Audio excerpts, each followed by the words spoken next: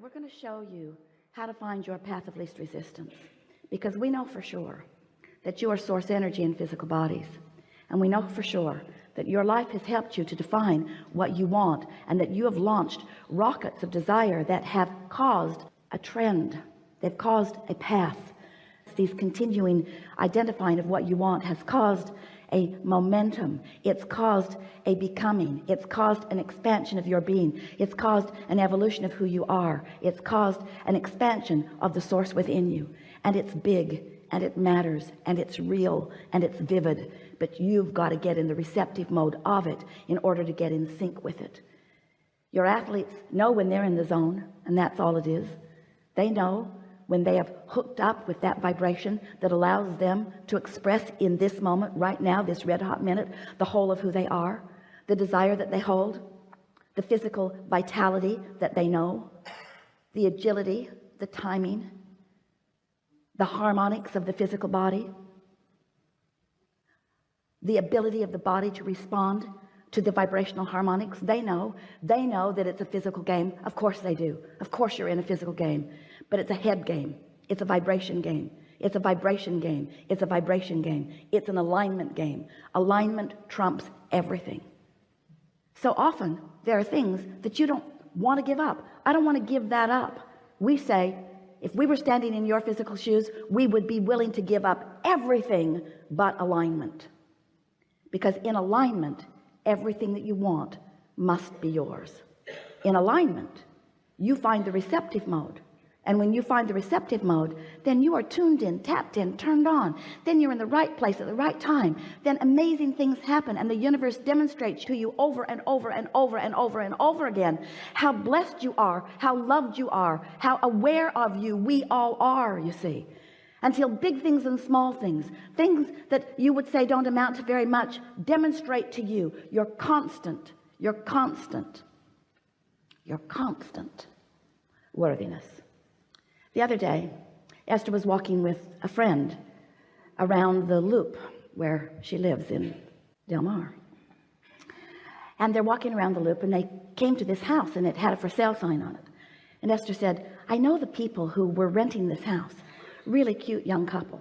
She said, one day Jerry and I came around the corner, and here is this young man on some sort of weird bicycle contraption. It didn't have normal pedals. It was like a different kind of pumping action, and he was pushing it up the hill rather than riding it up the hill.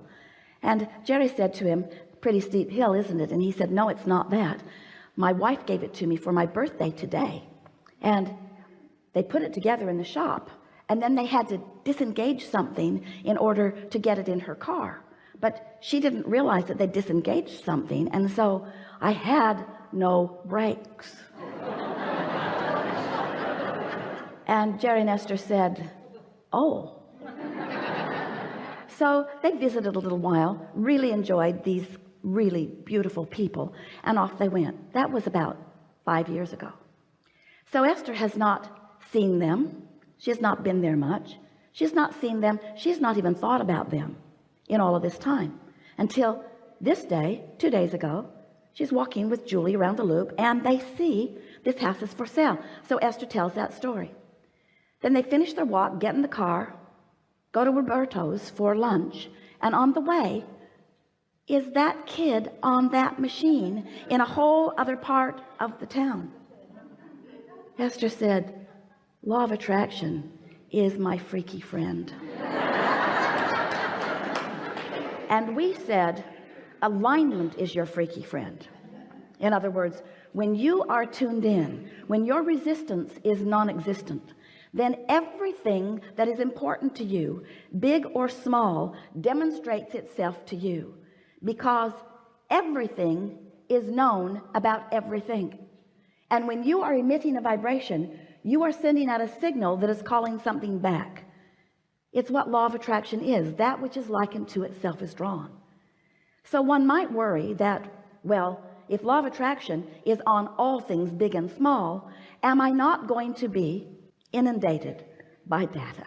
And we say, yes, you are. You are inundated by data all day, every day, that represents the balance of the vibration that you put out. Everything that you are feeling is an indicator of everything that you are thinking. So what is a thought anyway? We want you beautiful manifested beings sitting as clumps on these chairs. We want you to understand your vibrational nature. We want you to understand the nature of this vibrational universe. We want you to understand that a vibration is a vibration is a vibration is a vibration is a vibration. You know that story that you've been telling for so long? If a tree falls in the forest and there's no one there to hear it, does it make a sound? The answer is unequivocally no. It does not make a sound, because sound is the byproduct of the translation of the vibration by a receiving mechanism. It takes a focuser, it takes an eardrum, it takes something to turn that sound into something that can be received. Are you sort of kind of getting that? So there are vibrations all around you, and you have practiced yourself into being the receiver of them. We just want you to practice yourself into being the receiver of the ones that feel good, not the ones that feel bad, not all the ones, which means we want you to no longer be conditional focusers. You see something that feels good, you look at it. You see something that feels bad, you look at it. Not much discriminating. We want you to be so discriminating that you pull your attention at the earliest, most subtle stage that you can find, away from those things that don't feel good. We want you to tune yourself to this high frequency of who you are. So this is the big picture. You were source energy before you came into this physical body, and splat, now you're here. But the larger part of you is still non-physical, and still that pure positive energy, still in that place of non-resistance. So here you are, just like you planned, exploring contrast. That's a good thing, because if you don't know what you don't want, you cannot know what you do want. You must have that focusing experience in order to define and decide what you want. So at all levels of your being, you're launching these rockets. The cells of your body are also launching rockets. You're launching rockets of desire. You're launching rockets. Rockets. You're launching rockets of evolution and expansion. And the source within you is becoming. And now you have two vibrational points of view. The vibrational point of view of who you really are, and the law of attraction path that is being drawn to that powerful point of attraction. And then there's you and what you're thinking.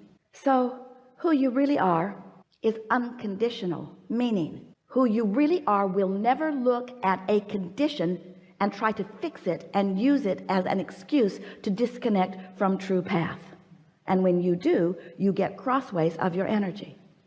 So here's this source energy part of you calling all things that you are asking for to that you, and calling this physical you to that you, calling you into alignment with who you are. And when you are not fixated on something that you're pushing against, you find that vibrational path easily, and you feel that flow and that ease, where as soon as you think about something, it begins to manifest. So here's the part you might not know, because we've told you all those other parts many times. This is the piece you might not know. So there is this vibration. Could be not perceivable. Could be trees falling all over in the forest and no eardrums there to interpret the vibration into what you call sound. So here's this vibration. But as that vibration evolves, as it gains momentum, it becomes more noticeable to those who are on the wavelength of it. So then the first manifestation, let's call it a manifestation, the first you turning a thought to a thing, the first manifestation of this vibration is a thought occurs to you, and an emotion is so close on the heels of it you can't tell which came first, the emotion or the thought. But there they are, an emotion within you that is a manifestation of that vibration. And now you're rocking and rolling. Now you are on the path. Now you're in the perceptive mode. So here's this thought, let's call it your path. And here you are with this thought on this path. Now, if you don't do anything to divert your path, if you don't contradict it, if you don't say, yeah, but, if you don't say, oh, that's a really good idea, but I could never do it, or, oh, that's a really good idea, but I've tried that before and it didn't work. If you don't take that path and divert it, the momentum of that path is going to increase. And as the momentum of that path increases, now your ability to perceive even more is going to happen. So now it's not just a thought and a feeling. Now you're beginning to rendezvous with blue bicycle contraptions in places. In other words, now manifestations are happening that are evidence to you of your path. Hear it, your not diluted path, your not convoluted path, You're not contradicted path. You're not shooting myself in the foot path. You're not defensive path. You're not justifying path. You're not rationalizing path. Just a pure thought that is not contested with a belief that you've practiced. So what are you going to do? You have a lot of beliefs. You have a lot of beliefs that do not serve you. And the reason we know that is because you have a lot of desires that have not manifested fully. They get to the idea phase and then you kill them with contradictory thought that doesn't feel good when you think it. It doesn't feel good when you think it. So what most of you do, even though it didn't feel good when you thought it, because you weren't seeking alignment with source, because you didn't understand all that it meant. You weren't seeking alignment with your own inner being or alignment with your own desires. You sought alignment with somebody else's opinion. And they have so many differing opinions. We don't know how. You just don't go out of your mind as you talk to so many people about so many things, as you convince yourselves why you can't do this and why you can't do this, or why they shouldn't do that and why they shouldn't do that. What we want you to understand is that if you could leave the peanut gallery out of everything that matters to you and not dilute or divert your path, that momentum from a vibration to a thought, to an idea, to an emotion, to a rendezvous, to full manifestation would happen with you all day, every day, on everything that matters to you, on everything that matters to you. And if it's not happening, it's for one reason and one reason only. You're introducing contradiction to your vibrational equation. And it's all right. Everybody does it. You just don't want to do it so much that you feel negative emotion about it. When you feel negative emotion about it, that's your clue to do something different. So here's an example. So let's say that you have a very clear sense of how you want to feel today. So you go over to someone's house. Maybe you're related to them. And they're having a no good, very bad day. And so you sit in the middle of it and you listen to them squabbling and you watch a sort of escalation of it. Maybe they're children, maybe it's adults and children, a mixture of some sort of people in disagreement with each other about something.